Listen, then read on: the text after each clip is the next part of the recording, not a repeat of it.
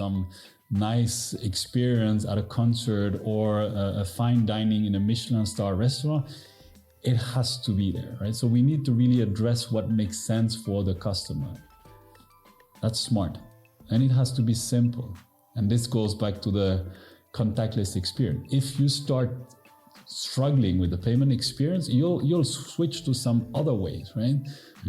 Of paying. And so everything we do is to try to make it as simple as possible from a user experience.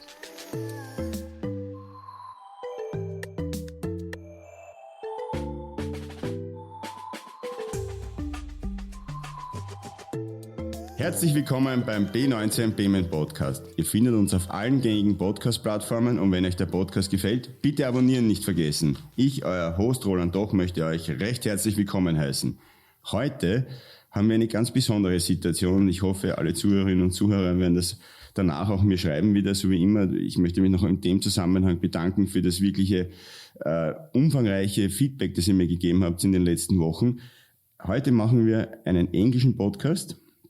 Wir haben heute Martin Sprengses, mein Kollege von B19 ist dabei und wir haben einen Star, würde ich sagen, dabei und jetzt switche ich in English. Today we have our guest is Brice van der Walle from Mastercard, AVP. Please give us a really short introduction about your person, please. Good morning. It's a pleasure to be here. So Brice van der Walle, I worked at Mastercard for the last 20 years, originally from Belgium, also have grandparents from Germany because I think it's of interest for the folks. So I do understand a bit of German, but okay. I'm unfortunately going to make it in English. Yeah, that's great. Martin, you want also say some words about your person for new listeners in this podcast, for example? So Roland, nice to be back here. I had a couple of times the pleasure to... 1 year, more than 1 year. More than 1 year, oh, that's amazing. I looked today in the history. No, but it's great to meet you, Brice, here. And my name is Martin. I'm working as an executive in the fintech and banking world, and very happy to be here with P19 and have a great hour with you, Brice. Looking forward to it. Okay, I think we start. We have many topics today. Brice, can you also introduce us about Mastercard, because you are the person that I can say you know about Mastercard figures and something else. Please give us a really short introduction about it. Okay, I'll try. Mastercard is a company that is almost 60 years old. It's a brand that everybody knows. We have about 3.5 billion, so I'm insisting, billions of cardholders, people that have a Mastercard card in their wallet today across the world.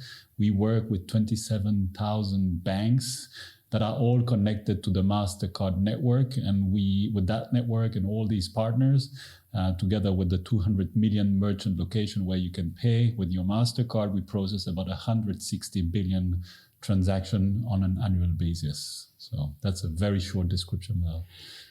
And when did you start working in the payment industry? That's, I think, is also important for us to know. This coming January, I'll celebrate my 20 years anniversary at Mastercard. I started at our headquarters, European headquarters in Waterloo, Belgium. Okay.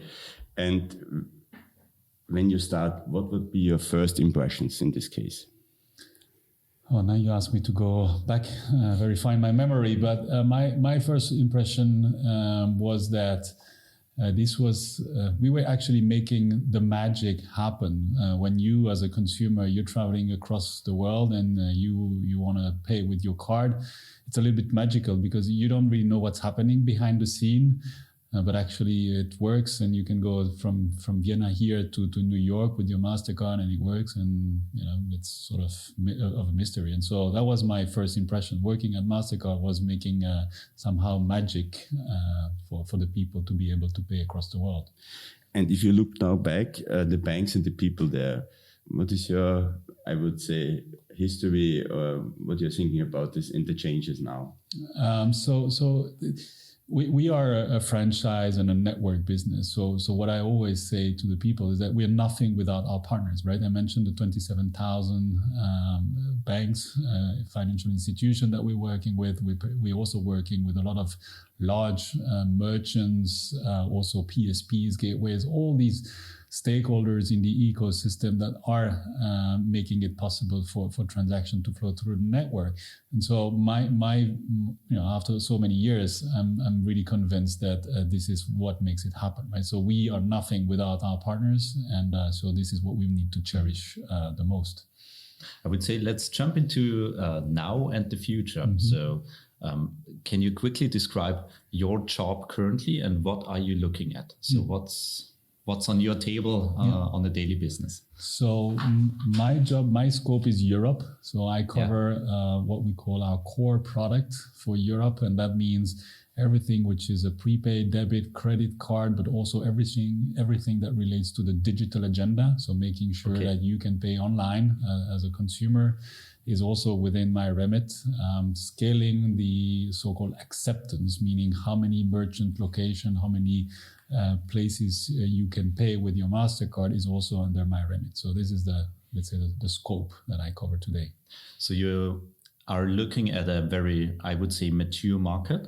So Europe, of course, has a lot of abilities to pay, but a lot of opportunities. Mm-hmm. So we have a fragmented kind of market. So I assume with you and with Mastercard, this is one of the best markets to tackle, what I would like to say. So when we take a look at the US market, it's one language and I wouldn't say one legal system, but basically it's a bit simpler. Mm-hmm. But how do you judge Europe and the opportunities? Do we have a strong way to grow currently, or where do you put it on a global landscape? So based on the 20 years of experience, I think Europe has always been at the forefront. When it comes to technology in the payment space, Europe has always been at the forefront, right? You can think about the EMV chip. This is coming from Europe. You can think about contactless. This is coming from Europe. You can think about 3DS, secure code. This is coming from Europe. When we talk about things which are maybe a little bit more recent, tokenization, network tokenization, this is also coming from Europe. So all these things that are now or later on adopted by other regions like the US or Latin America are all coming from Europe. So it's not only from a technological standpoint, right? So who's inventing the technology, but also who's implementing the technology and making things work. You mentioned the difference between the US and Europe. We have, of course, so many markets, but we do have one central regulator, right, in Brussels that is driving a lot of the things that we need to do from an industry perspective. That is also helping sort of harmonizing what is happening from a regulatory standpoint in Europe. So we try to stay as close as possible to the regulators, to the people in Brussels, and have good discussion with them to explain them what are the kind of challenge opportunities that we have. So Europe, in summary, from a payment perspective, is a very interesting place to be. Yeah, I can absolutely copy that. So I moved my career back here to Europe just because I think it's a very challenging market also, but one with a huge potential to grow. So I love it to work here, to be honest. So you mentioned a couple of products that are recently having been launched or they are coming up. Can we discuss a bit more about, for example, I've recently discovered Click to Pay. Let's use this one first. What is your angle on Click to Pay, and where do you also see the opportunities to grow with Click to Pay? Perhaps can you give us a bit of an angle, and what's the game changer behind it? Also banks, merchants, whatever you like. Yeah. So I'd like to take a step back. I think if you look at how we've been working and shaping the payment world, you can see that in the physical world, in the card-present world, we've been doing a really good job. Right? Everybody, and especially here in Austria, knows contactless. Everybody's using contactless. It took us a while, right, to get there. But now people can pay seamlessly, frictionless, no fraud, no nothing. It's so easy, right? Whether it's with your plastic or with your phone, contactless is everywhere. It works perfectly. If you look at, for a moment now, at the digital world, so online transaction, and which, frankly, we can pay online since 20 years. But the way things are happening, right? There's a lot more friction. It takes you as a consumer and also as a merchant, it takes you a lot more effort and time to be able to complete the transaction. So our goal as a company, and together with the partners, with the merchant, the stakeholders like the PSPs, the gateways, again, everyone, is to try to have a similar experience in the digital world than in the physical world. So we could say we want to export contactless into the digital world, if you like, from an experience standpoint. And so this is where technology like tokenization, meaning being able to get rid of the manual PAN entry. So manual PAN entry means entering your card credentials, right? Physically entering those 16-digit number into the checkout window from your favorite merchant. This is something which is creating a lot of friction, takes a lot of time. You need to take your card out of your wallet, read it, type it in, change, correct the error you're making. So with tokenization, we can actually make that step disappear. We want to have all the transaction tokenized by 2030. So that's like almost tomorrow. And that means in practical terms for consumers, in 2030, you will no longer need to enter your card credentials into the system, into the checkout process, which can seem a little bit, scary if you think about it, but that's going to drastically improve the user experience. How then the next question is, how do you make it work, right? Because somehow you need to have those credentials available so that you can check out, right? You can make a payment. And this is where Click to Pay comes in, right? Click to Pay, you can see this as a directory where the card credentials are stored in a safe manner and tokenized so that no one with bad intention can capture them and do something that you don't want them to do with, which will then be accessible for the authorized parties by the gateways, by the PSPs, and by the merchant that are certified to retrieve your card credential and then display them to you as a consumer so that when you will be checking out from your favorite merchant, automatically your card credentials will be appearing with all the little X's that are hiding the actual number. And behind that, you have a token that is then being used to process the transaction. So this is something that will have two major benefits. One, removing the friction because you no longer need to introduce your card details. It will be retrieved automatically, but also it's going to increase the approval rates for the merchants because, again, removing that friction and with the issuers, the bank of the cardholders, recognizing those tokens, feeling confident about it, they're much more likely to approve the transaction. And this is one of the biggest challenges that the community has today, is to ensure that all these online transactions get approved. Right? We have a rate. We're almost 99% of approval rate when we're in the physical world, right? With contactless, 99% of the transactions are approved by the issuers. If you move to the digital world, you have only 79, so 20% less of transaction gets approved. So these represent millions of transactions, billions of euros of potentially lost sales for the merchants. So anything that we can do to improve that is obviously of benefit for the merchant. So this is why we see now a lot of merchants moving to tokenization, moving to Click to Pay, because they see the benefit on their bottom line, essentially. And can you give us one sentence about security? Because what I hear read between the lines is when you take away a bit from users actually to have the responsibility to type the correct card details in and so on and so forth, normally you also have a change in security layers, basically. So that, or can you give us just your angle on that topic? As we are in Europe, it's a quite important topic all the time. Sure. So if you look at the card details, this is providing an access to your sensitive financial data, right? It's connecting to your debit account or your credit account, whatever is the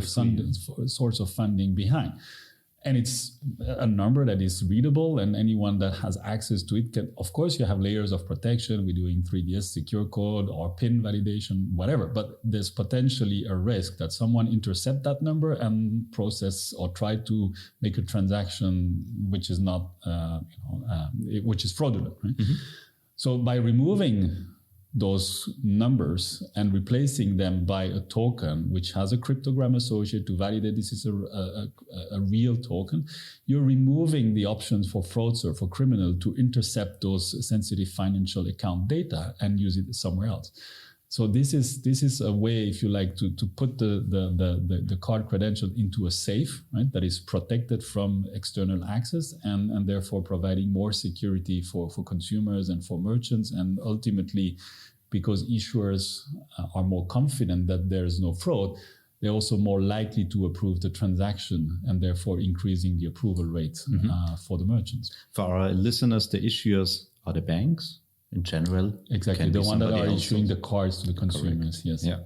And so we have tackled now all three viewpoints. Basically, the end users who have a better user experience, bringing contactless into e-commerce. Exactly. When I use this analogy, I love it very much. And we have the issuers, the banks covered. So for them, it's a rise in quality. It's a better product experience. And we have the acceptance side of the merchants. It makes sense. Roland. Yes. And what you also discuss, the biometrics, because what you also say every time is in the combination with tokenization and biometrics. Can you give us more about this information? Because it's really interesting to hear from your side. Sure. Yes.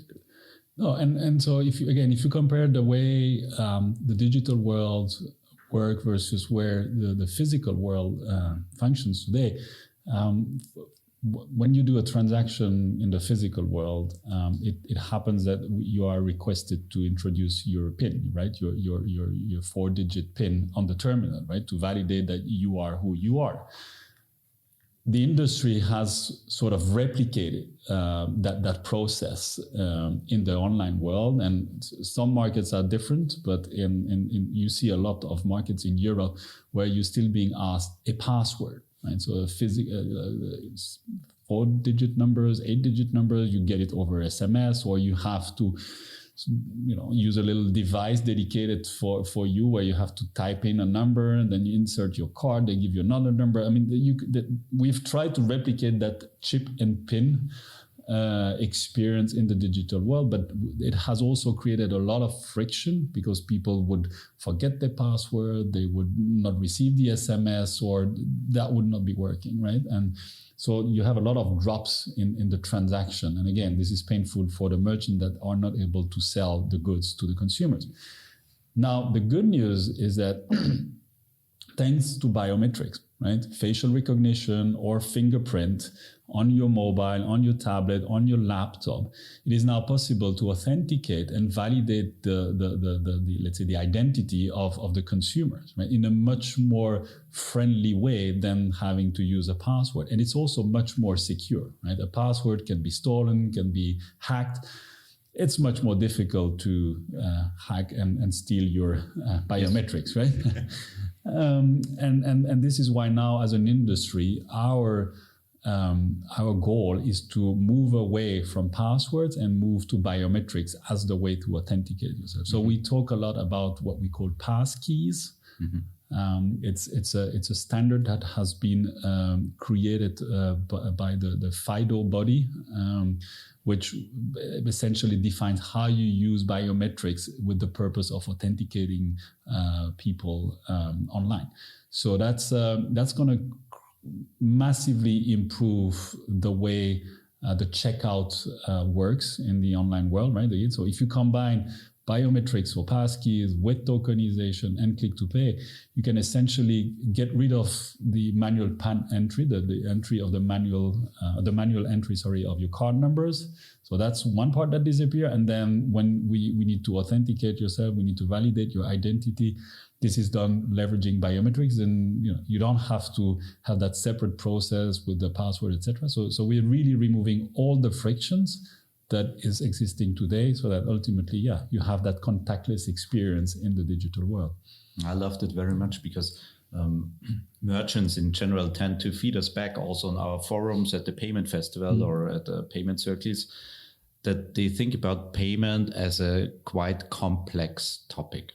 So in your introduction, you said, yes, on the surface, it's very simple and smooth, but beyond the surface and easy.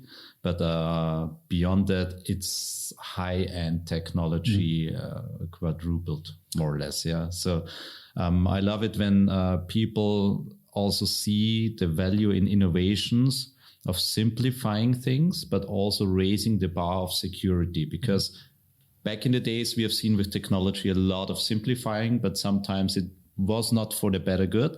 But in payments, I loved it so much. It's all the time also increasing not only the user journey, but also the safety and the security of the end consumers. And that's something I think is very valuable also to bring this message to merchants, that they have here tools that are getting improved, and they should take a look at it. Yeah, so as a company, we always follow 3 principles. Okay. Which are, and that is, those 3 principles we use it across the board, right? When we talk about physical, digital, and tomorrow AI payment, it's always the same principle. It has to be smart, has to be simple, and it has to be safe. By smart, we mean it has to address the need of the customer. If the customer wants to pay with a prepaid account, a debit account, or a credit account, if he needs benefits when he's traveling, or he wants to enjoy some nice experience at a concert or a fine dining in a Michelin star restaurant, it has to be there, right? So we need to really address what makes sense for the customer. That's smart. And it has to be simple. And this goes back to the contactless experience. If you start struggling with the payment experience, you'll switch to some other ways, right? Of paying. And so everything we do is to try to make it as simple as possible from a user experience. Everybody hates payment, right? When it comes to the moment of payment. I mean, we love it because this is the industry we work. But when you have to pay, this is a painful process. This is a painful moment. So let's make this as short and as quick as possible. A little bit like when you get an injection. And the third one is safe. Right? We've been working really, really hard as a company for the last 60 years almost to create the trust in the 2 intertwined circle, right? Our little orange and red logo that is giving the confidence to people that they can pay at that particular merchant when they travel. They see the logo on the store, on the restaurant, on the hotel, and they know they can pay with their Mastercard in confidence. And same thing, when the merchant, the hotel owner or the restaurant owner see you coming with your card in, let's say, in the US or in Japan, they don't really care where you're coming from as long as you can show them that you have a Mastercard with those 2 little intertwined circles. They feel confident. They'll serve you the dinner, they'll let you sleep in their hotel, and they're fine, right? It took 60 years to build that trust. But it's because it's safe that people feel confident. And so whatever we do, we always focus on this 3rd pillar of security and safety, so that it's across the board and people will remain super confident that they can use it, they can accept the card.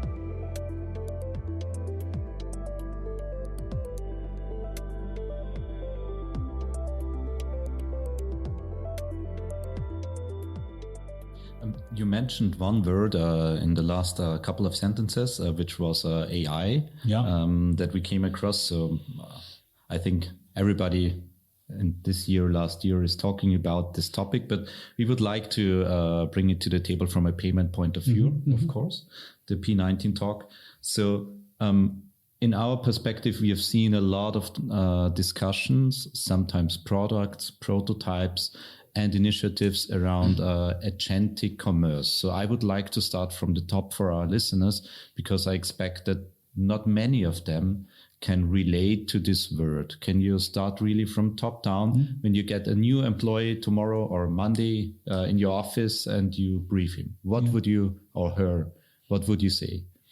Yeah.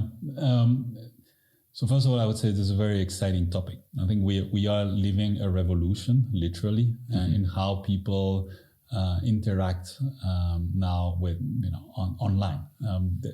For the last 20 years, people have been doing their search on Google.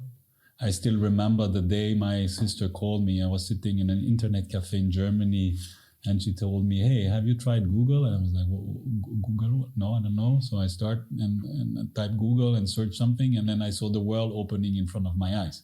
What is happening now with all these agents, right? OpenAI, Perplexity, you name it.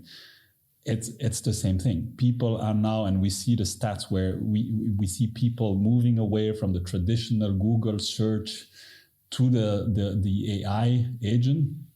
because the quality of information they're receiving, the way it is structured, it's much better. And whatever you ask them, you can find an answer that is meaningful, that is making sense, and that can help them solving their questions, right? And much more than what a Google search could do so far.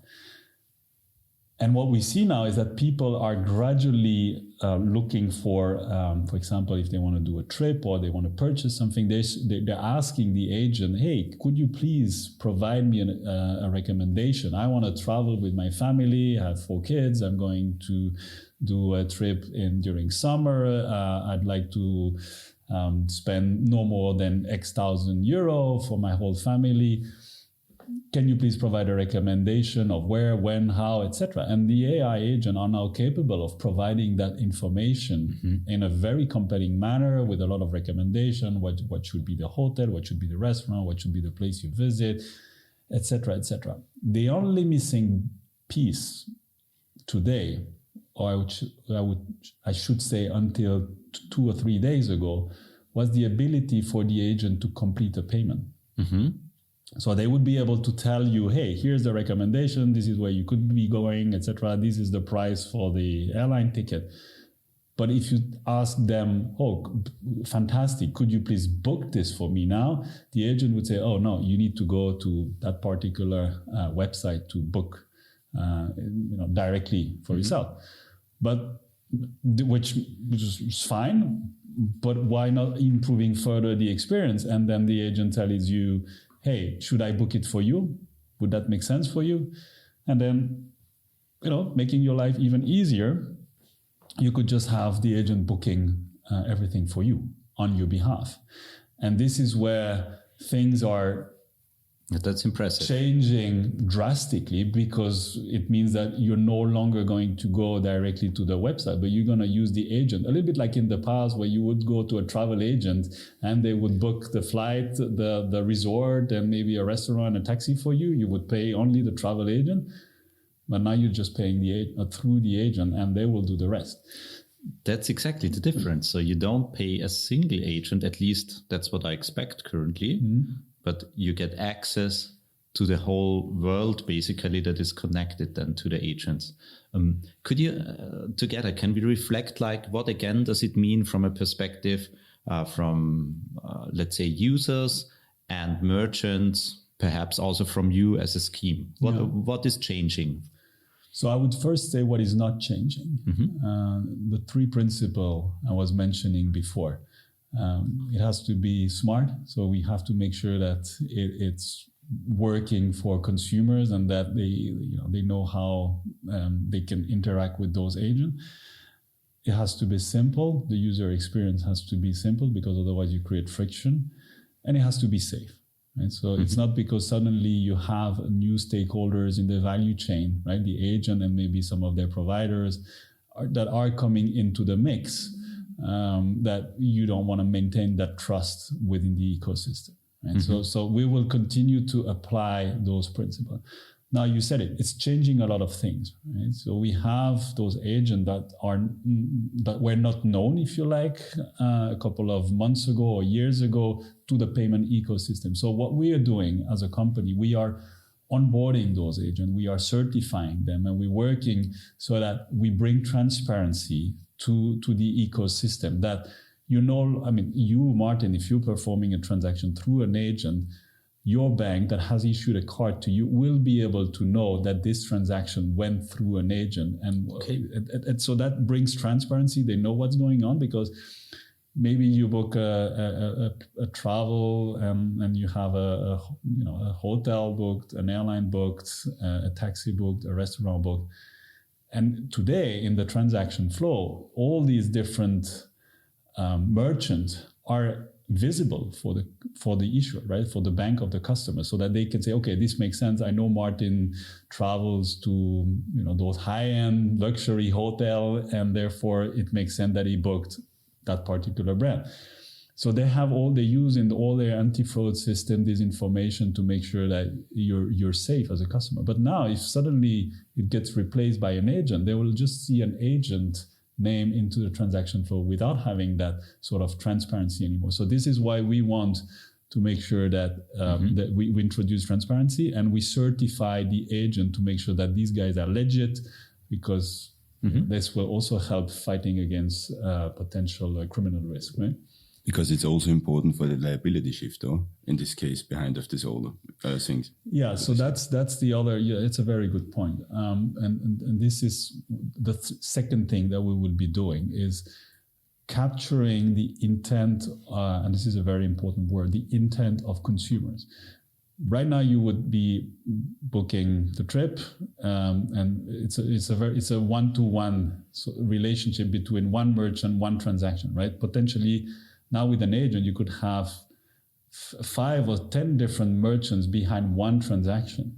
So if, for example, an agent goes a little crazy, has an hallucination, like we say, and starts booking a trip to Costa Rica instead of the US while you were trying to go to the US, you need to have a process for you as a consumer to be able to say, hey, actually, it was not my intent to go to Costa Rica. My intent was to go to the US.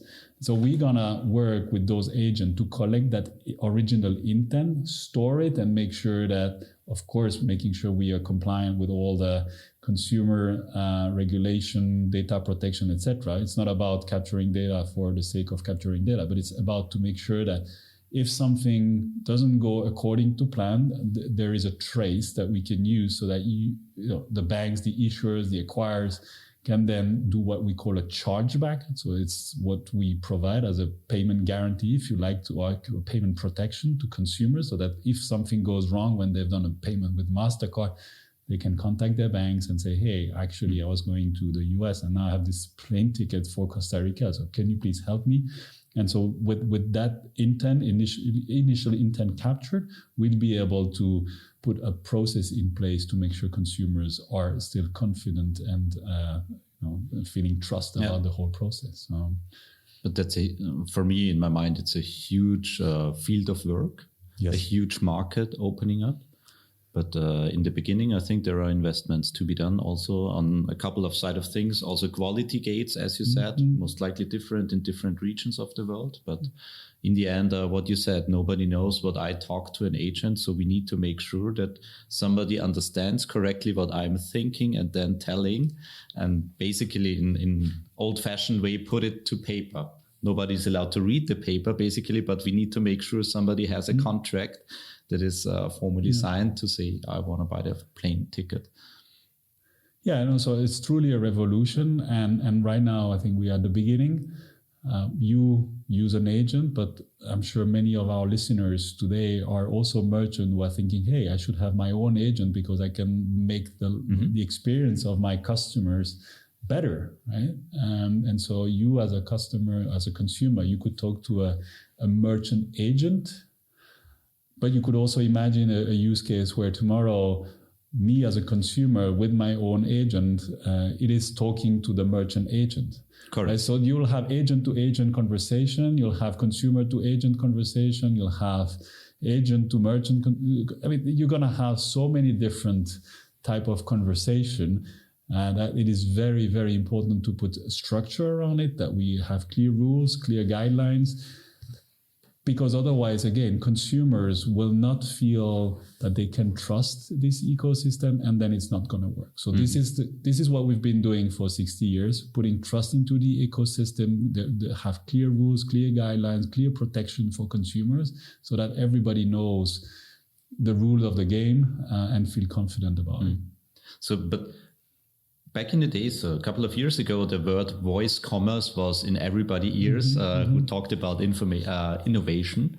What you just told us is basically the comeback of voice commerce, I would say, because I've seen agents being mainly fed by voice and not so much anymore by typing in.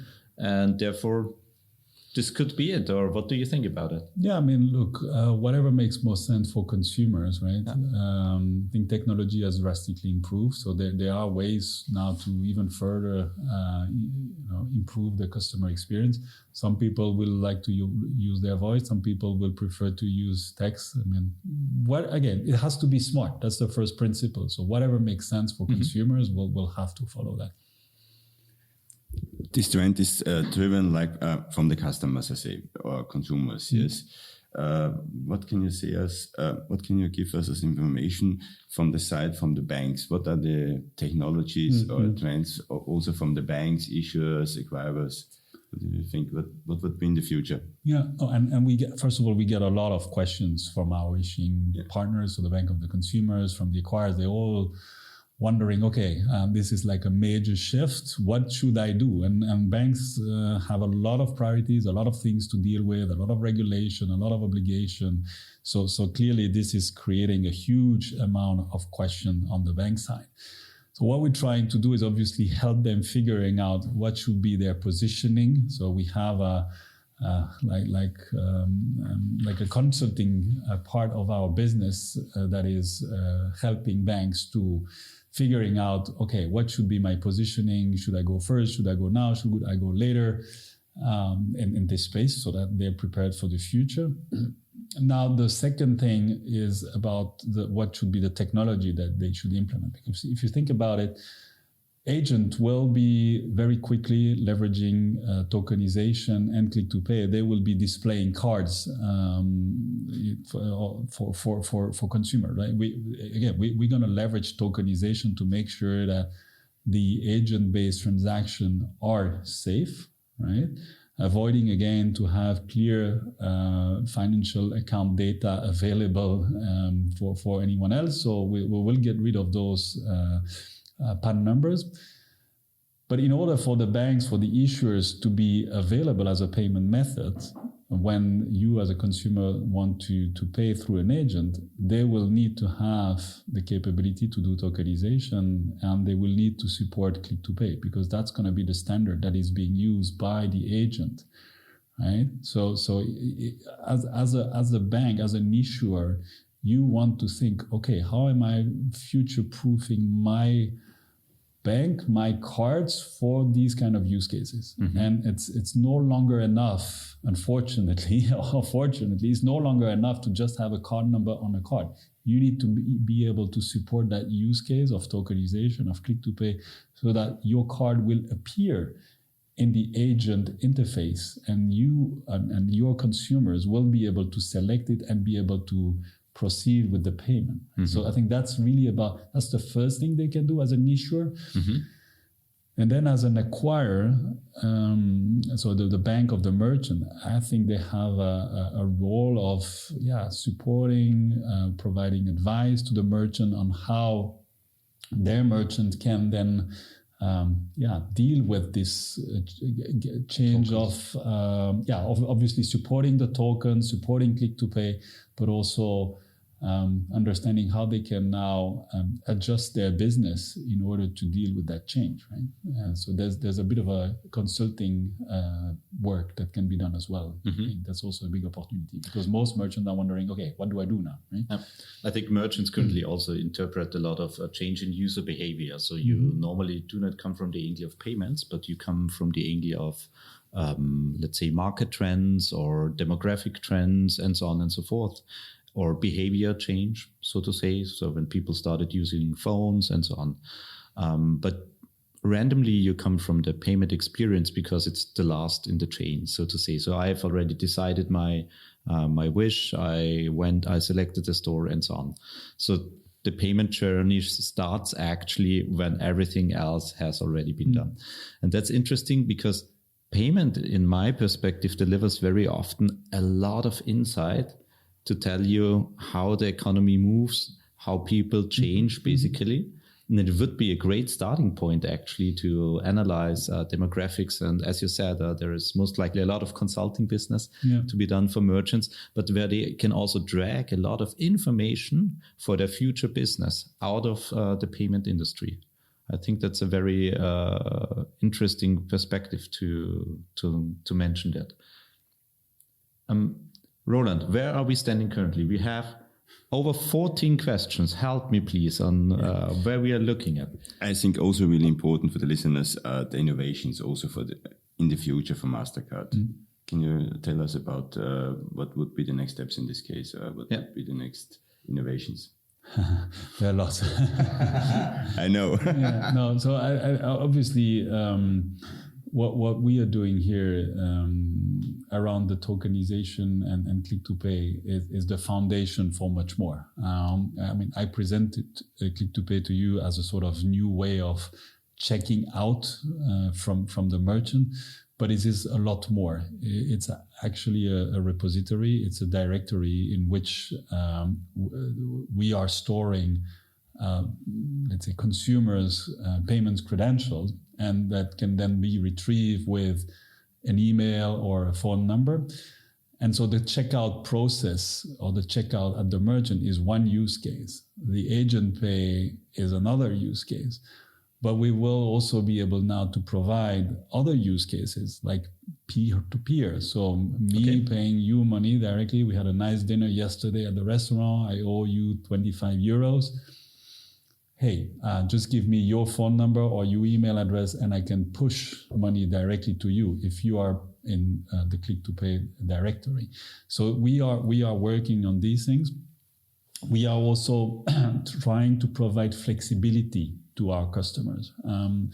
We as a company, we have the capabilities to support many underlying payment rails. So we have the traditional card rails, prepaid debit credit rails, but we also have open banking capabilities. We have what we call ACH capabilities, so processing credit transfer or direct debit. We've made a couple of acquisitions in the past. And why did we do that? We did that because we know that depending on many different factors, people will have preferences to use open banking or credit rails, card rails, or ACH rails, depending on the use cases, right? And so now what we want to do, because ultimately you, Martin, you're one unique person, but maybe with different needs, we want to make sure that through that directory, with only your email or only your phone number, you will be able to perform those different payments regardless of the rail that you choose. So if tomorrow you want to pay a utility bill, and you prefer to use a credit transfer to do that, you'll be able to do that leveraging that directory. That's interesting. Yeah. So it's really about this is what we call internally our multi-rail strategy, which means regardless of what is the underlying payment infrastructure that you want or need to use to do the payment, you don't need to worry about all the technicalities on how you get access to it, etc. It's going to be a simple access through an email or a phone number. That's a change? It's a big change. That's a real big change, to be honest. So from a consumer perspective, of course, but for industry, even more, so to say. It's always about removing the friction and making it as smart as possible. That's huge. It's really huge because that's what people want to do. Actually, I have so many different cases where I need to move money. It can be in my online banking, can be a bill, as you said. It can be the dinner the day before, but back in the days, you always had your preferred payment method that I learned while growing up using it for this or that use case. And what you are telling us is basically we blur that picture a bit and it gets more convenient for me. I drag one card, it works every time, basically. Yeah, we'll try to make it clear, not blurry. Sorry. Yeah. But you got it. I think this is the point. We don't want you to remember your IBAN number or your credit card number anymore. I think you should just remember your email or your phone number, and that should be enough for you to pay all the different cases. Right? Oh, that's cool. Okay, then let's move to the second part of the questions, I would say. So, but our listeners are also very interested. We are including also young executives or people who come from universities to make the payment industry attractive. And it is very interesting for people, but they sometimes don't get a feeling like what is payment, because as you said, it's very frictionless and they don't touch it very often and only from an outside perspective. So you're well connected internationally. So what we have heard from your CV, what advice do you give also the young people starting a career in payments? Can you put there some nuggets into our podcast? I think really important for the listeners at the starting point, for example, yes, because they want to know what can I do now. They start after the education with to want to go to work now, and what does it exactly means now for the guys? Yeah, sure. And if I'm perfectly honest, when I started working at Mastercard, I had very little idea of how this was going to unfold. But can you share is it okay to share the story? Like, how did you end up there in a positive kind of way? Yeah, so I was working for a large consulting firm, and suddenly I got this call from a headhunter, and they said, "Hey, why don't you come and work for Mastercard? Or would you be interested in working for, at the time, Europa International," which was a name that me as a Belgian born in Brussels didn't ring a bell, because we were very used to Maestro, but Europa International or Mastercard didn't mean anything for us or for me back then, because it simply, the brand did not exist in Belgium. But I went through the interview, and I was successful going through it, and I'm still very thankful for my manager back then who gave me the opportunity. What I think people, if people are interested in payment, and especially in our company, what makes it very exciting is that I see it as a window on the world. We have 200 merchant locations. We're present in more than 220 markets. We have 35,000 colleagues around the world, and we share the same culture. And our goal as a company is to make sure commerce works everywhere at any time, and obviously in a safe way. And it gives you a feeling of belonging to the world, because you see how things are happening. You understand, of course, what is influencing the world. You have access to a lot of very interesting discussions around the geopolitics, the sovereignty, but you're making people essentially move around and buy the things that they want to buy, and make the whole work function. So that is the part which to me is very exciting, of working for such a great and international company. So that is, I think that's in a nutshell why I'm excited. And originally from Brussels, but I had grandparents coming from Germany. So I've always felt very European, and I was always very fond of having people being able to interact between each other and know each other, and mixing culture, etc. And I can't tell you how many different cultures we have at Mastercard, but with so many offices everywhere, I think we're pretty representative of what the world looks like. So that's it's a very exciting world to be in. Thank you. That's I can only agree to that. So you mentioned Brussels a bit. Sometimes Brussels is also connected to regulations, so to say. Mm-hmm. So one question would be also from our audience, what challenges do you see in the future due to regulations and standards? Because it's not only about regulations, it's more or less about standards that derive from it. Obviously we are heavily regulated business. We are, yes. And I think this is very fine. It's also helping us to define what is the best thing for consumers and for merchants. I think it makes a lot of sense to have regulation. And it has always been for us an opportunity to further advance the ecosystem.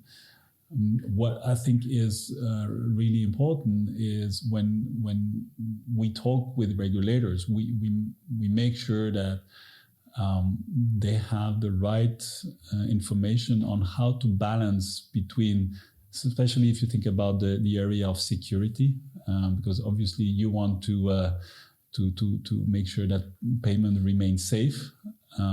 But the best way to keep payments safe is to have no transaction, right? But that's not the goal. So we want to make sure that there are transactions happening, and this is why we are helping regulators to understand that there are very smart ways to avoid fraud. When you approach things with AI, with risk-based decisioning tools to protect fraud. So it's a lot about education. It's a lot about sharing information. We also think that, for example, that's a very important message that we share with our regulators, because sometimes we get a lot of questions around, okay, what about data localization? Should we make sure that data stay where they are? We think, on the contrary, being able to share data is a huge advantage to fight against fraud, to fight against criminals. Because criminals don't know barriers, they don't know borders, they don't care about borders, they go fast. So data sharing is actually a very good thing when you think about making sure your payment remains safe. So yes, regulators have a very strong influence on our business. It is completely fine. We've always been partnering with the regulators, whether it's at the Brussels level or at the local level. And we're always happy to share perspective. Mm-hmm. I mean, sometimes regulations also set standards for innovation. So this is something that we've seen back in the days. It's never... how do you say, black or white? It's all the time in between. Roland, you have a question on your mind. Yeah, if the listeners say, okay, I want to see topics and want to go also on websites or for information, what would you like to say to this? Go to Mastercard on the website. You have many. We have a lot of indeed on Mastercard.com or your local website. We have a lot of information. I mean, we have a whole consulting arm that is providing a lot of information. I mean, most recently, of course, we've issued a lot of reports on how AI will be shaping the world and the world of payment. So that's clearly a first go-to thing, or first go-to website. Sorry. And then for our customers, issuers, acquirers, we have, of course, a lot of data and materials that we are sharing on a constant basis. We even have a Mastercard Academy, which is, of course, it's reserved for our customers, but these are customized courses, information that our customers can have access to, so that they can stay up to date with the latest technology and innovation. Customers in your case, now being products, tell us who, not the names, but which type of customers. So by customers, I mean issuers, acquirers, sometimes PSPs, gateways, anyone who has basically a contract with us. Right? Okay. Oh, I mean, I have a couple of contracts with my card, but they are with my bank. So we are, so I should have started there, but we are a B2B2C company. In this case, I'm talking about the B2B customers. Yeah. Perfect. Okay, thank you very much. It would be, I think, so also for the listeners, a really interesting discussion between us. It's now, I'm the timekeeper, I must say. It's from time settlement, it's okay. Thank you very much. And I switch now, Martin, also thank you. Thank you for your participated and also with your questions. I switch now back to Germany. Für alle Zuhörerinnen und Zuhörer, ich möchte mich herzlich bedanken, dass ihr bis jetzt zugehört habt, weil ich glaube, ich aber heute nicht sehr schwer war, weil wir wirklich einen sehr interessanten Gast gehabt haben. Ich möchte mich nochmal bedanken bei Martin. Und möchte auch sagen, nicht vergessen, wir haben unser Payment Festival 26. November in den Sophiensälen. Wenn euch der Podcast gefallen hat und besonders heute auch gut gefallen hat, wie ich am Anfang schon gesagt habe, gebt mir Feedback. Das wäre mir ganz wichtig. Ich würde es auch dann weiterleiten am Mastercard, wenn hier Fragen noch auftreten. Es können natürlich bei Konsumenten wird es schwierig, aber wie Brice auch gesagt hat, wenn es Acquirer, Issuer, Banken, aber vielleicht auch Behörden sind, die auch zuhören natürlich bei uns, würde es uns sehr, sehr freuen, diesen interaktiven Austausch zu haben und dann auch weiterzugeben zu Mastercard. Ja, in diesem Sinne. Ich bedanke mich fürs Zuhören, egal wo ihr uns hört, ob es jetzt in der Früh ist, am Abend, zum Mittag. Wie ich immer sage, adieu, so wie man in der Schweiz sagt, tschüss und wir hören uns das nächste Mal wieder. Danke, tschüss.